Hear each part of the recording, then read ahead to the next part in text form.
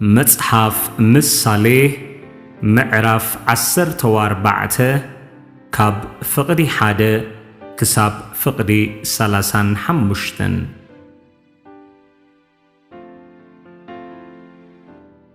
ለባም ሰበይቲ ቤታ ተሃንጽ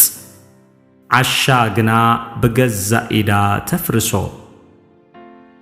ብቕንዕናኡ ዚመላለስ ንእግዚአብሔር ይፈርሆ መገዱ ዘይጎብጥ ግና ይንዕቆ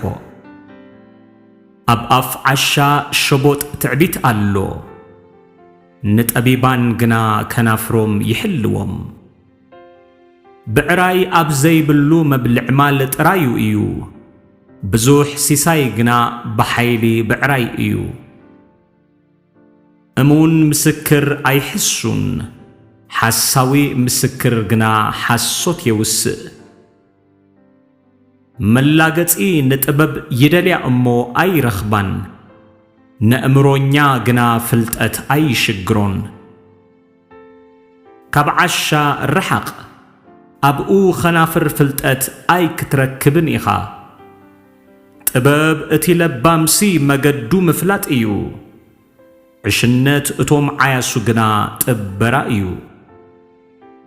እቶም ዓያሱ ብሓጢኣት ይዋዘዩ ኣብ ማእከል እቶም ቅኑዓት ግና ጽቡቕ ፍቓድ ኣሎ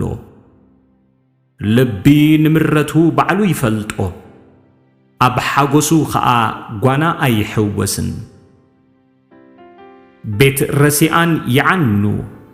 ድንኳን ቅኑዓት ግና ይዕምብብ ንሰብ ቅንዕቲ እትመስሎ መገዲ ኣላ መወዳእታኣ ግና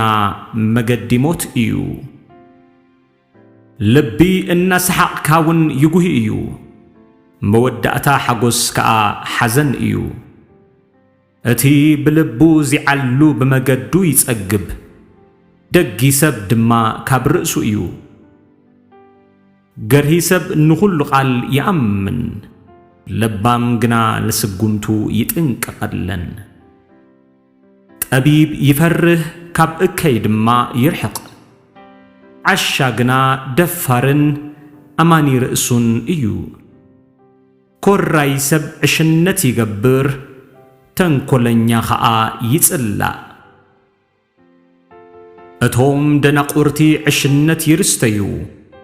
ለባማት ግና ፍልጠት ዘውዶም እዩ እቶም እኩያት ኣብ ቅድሚ ሰናያት ረሲኣን ከኣ ኣብ ደጌታት ጻድቃን ይደኑ ንድኻ ብጻይኡ እኳ ይጸልኦ ፈተውቲ ሃብታም ግና ብዙሓት እዮም እቲ ንብጻዩ ዚንዕቕ ኃጢአት ይገብር ንድኻ ዚርሕርሓሉ ግና ብፁዕ እዩ እቶም እከይ ዝሓስቡ ኣይጋገይን ዶ እዮም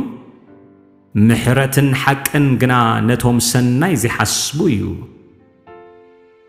ኣብ ዕዮ ዘበለ ረብሓ ኣሎ ዘረባ ኸናፍር ግና ናብ ስእነት ጥራይ የብጽሕ ሃብቲ ንጠቢባን ዘውዶም እዩ ዕሽነት እቶም ዓያሱ ግና ኩሉ ጊዜ ዕሽነት እዩ ሓቀኛ ምስክር ነፍሳት የድሕን ሓሶት ዚዛረብ ግና ምጥባር ጥራይ እዩ ጽኑዕ እምንቶ ኣብ ምፍራህ እግዚአብሔር እዩ ንደቁ ኸዓ ጸቅዒ ይኾኖም ካብ ወጽመድ ሞት ከተምልጥሲ ፍርሃት እግዚአብሔር ናይ ህይወት ፈልፋሊ እዩ መብዛሕ ሕዝቢ ኽብሪ ንጉስ እዩ ምውሓድ ሕዝቢ ግና ጥፍኣት መስፍን እዩ እቲ ንኹራ ደንጓይ ብዙሕ ኣእምሮ ኣለዎ ኮራይ ግና ዕሽነት ይገልጽ